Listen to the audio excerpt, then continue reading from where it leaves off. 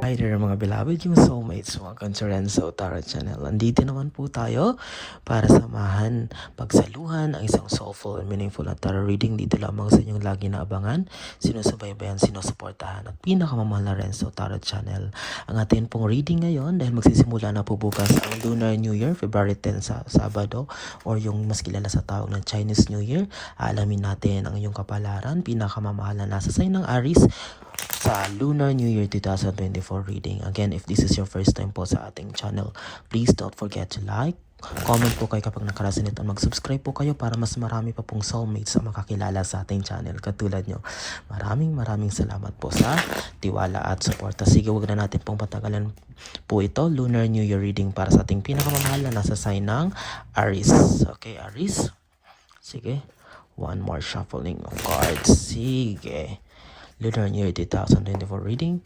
This is for you, Aries Spirit Universe Spirit Guides. Message for Lunar New Year 2024 reading para sa ating pinakamamahal na nasa sign ng Aries Spirit Universe Spirit Guides.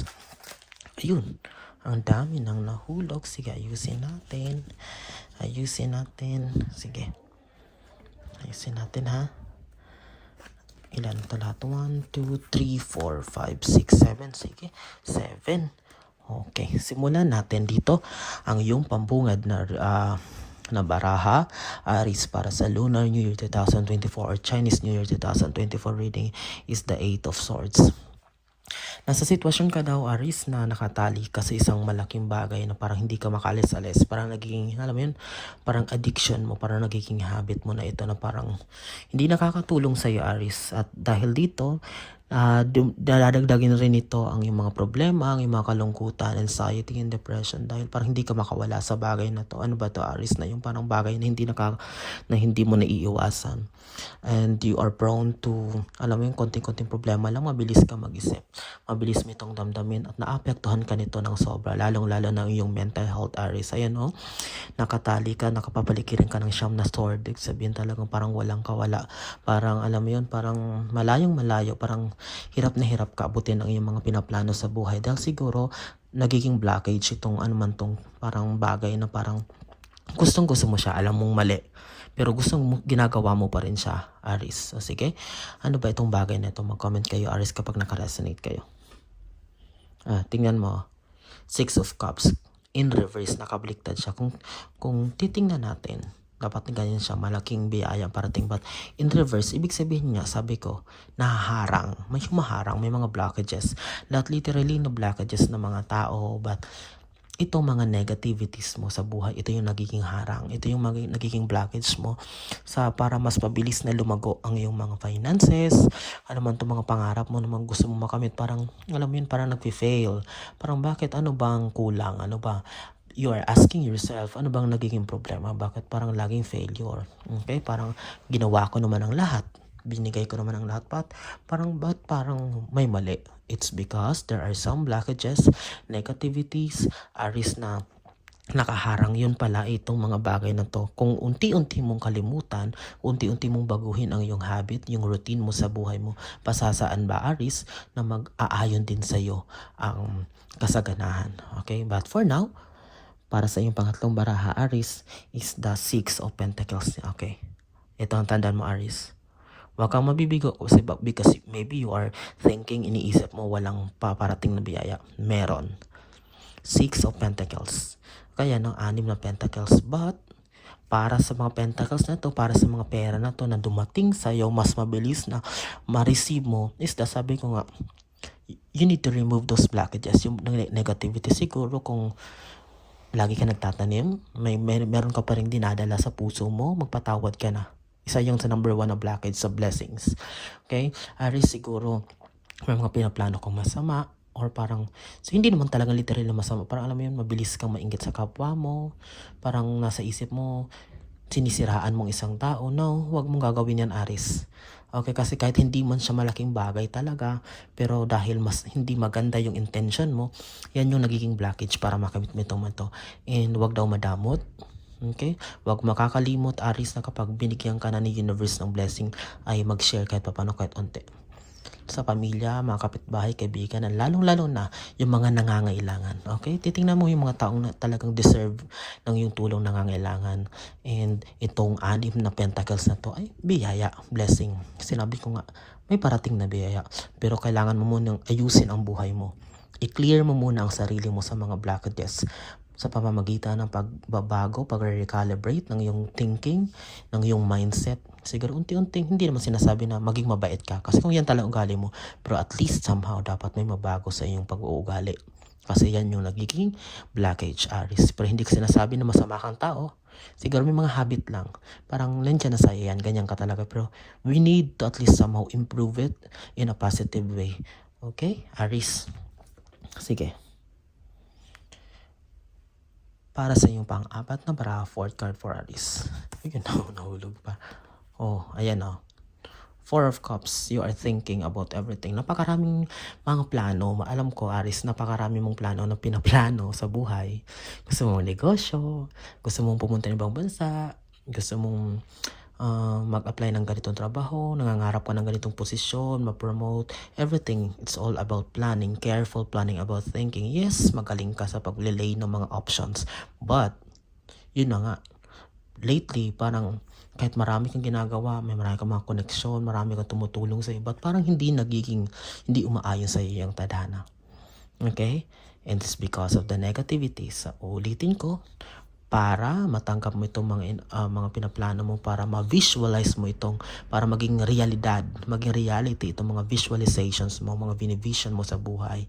Okay, matalino kayo, magaling ka sa, alam mo yun, parang sa imaginations. Okay, malinaw lang lahat sa'yo, pero hindi lahat na umaayon sa'yo dahil nga dun sa mga negativities, sa blockages. But kapag naayos mo na yon, Aries, kapag naayos mo yon, nako, maning-mani na lang lahat na itong mga plano mo ay isa sa katuparan mo ng no hassle, tuloy-tuloy, very smooth with the help of the universe. Talagang aayon sa iyo lahat ng plano mo.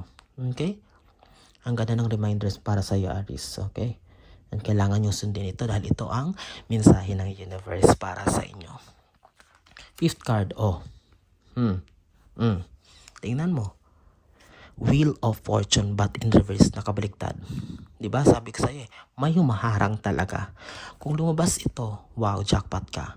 Wheel of Fortune, talagang nasa iyo na, ibubuhos sa'yo lahat ng biyaya.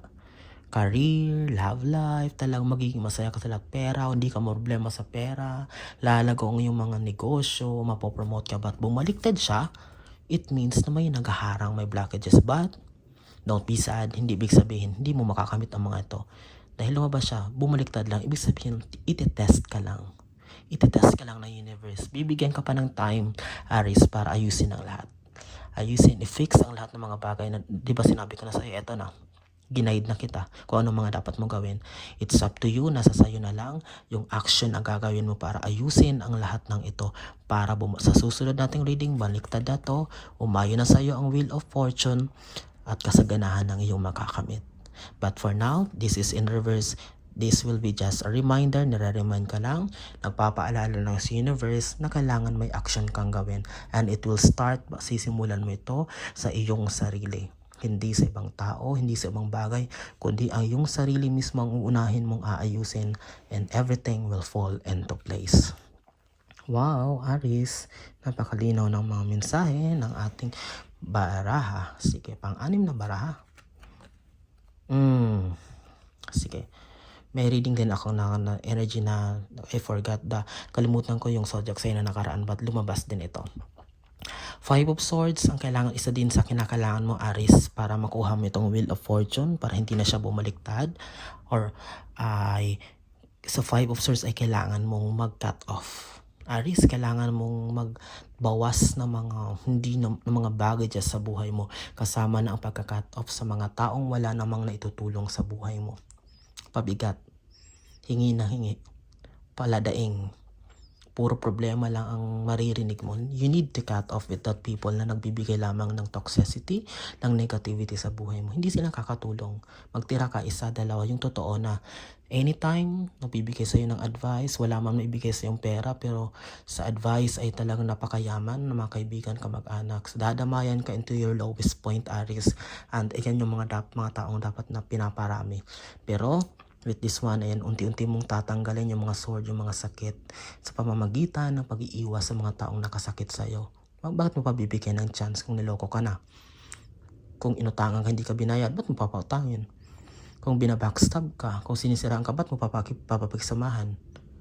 Okay? Napakarami, halos siguro 50% kalahati ng zodiac ngayong taon na to ay yun yung advice ko kasama doon yung pagka-cut off sa mga negative na tao sa buhay nila. Kasi wala itong matutulong, mas lalo ka lang mabibigatan sa mga taong ito. Okay, Aries? Okay, tatandaan mo yan. Kasama, aside from those negativities na ayusin mo sa sarili mo, kasama din dito. Kasi pag tingnan mo kapag nag-cut off ka na, yun, susunod yun, mababago na yung mindset mo unti-unti ng kaya pala dati parang lagi ako masungit, lagi akong ganito kasi na-absorb ko yung sa mga kasama ko lagi. Kasi 'di ba? Kung sino yung mga taong kasama mo lagi, yun yung na-absorb mo din yung energy nila. Okay, pero kapag iniwasan mo sila, panibago, ikaw naman hahanapin mo yung inner peace mo at doon magsisimula, may madidiscover ka mga panibagong pag-ugali na meron ka pala. Okay? Para sa yung pampitong baraha, kita mo, sword pa rin. Queen of sword but in reverse, bumaliktad. Okay, ayusin mo daw ang lahat. Because this Queen of Sword, it means that you are ready for everything. But now, you are not ready, Aries. Okay? Kasi may sabi ko nga, may assignment, may homework si universe na kailangan mong gawin. At napakaganda nito kasi nire-remind kayo, Aries, ng universe ng dapat mong gawin. But this Queen of Sword in reverse card is assuring that you will be a queen someday. You will be sitting in a throne ready. You will be commanding. Ikaw yung magiging leader. But for now, in reverse, you need to balance everything, remove negativities, energies in life na hindi naman nakakatulong. Itong Five of Swords, and kasama dito yung Wheel of Fortune in reverse, yung mga visual for your dreams and visions to be realized. It's up to you. Sarili mo ang makakatulong sa'yo. Susundin mo lang. Ito na. Kumbaga, nasa kutsara na isusubo mo na lang, Aries. Okay? And napakalinaw na mensahe ng baraha para sa'yo ng universe. Wow! Sobrang ganda. Last 3 cards po. Again po, if this is your first time po, please comment.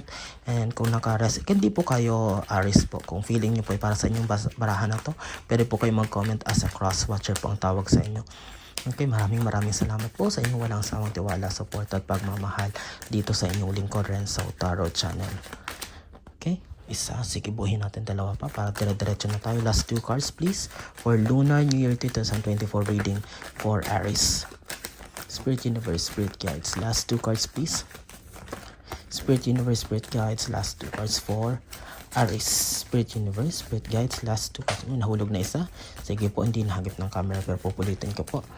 Spirit Universe, Spirit Guides. Spirit Universe. Ayun, meron na. Okay? Kompleto na ang ating 10 baraha. Ayusin ko lang po ito. Tingnan mo yung bottom of your card. Pentacles, pera. Okay? Tapos yung isa. Okay, power for your 8 card, Aries.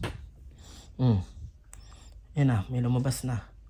Magkatapat pa sila. Pentacles, 6 of Pentacles, and here is the Ace of Pentacles. May malaking perang darating. But for now, na reverse, bumaliktad muna ngayon.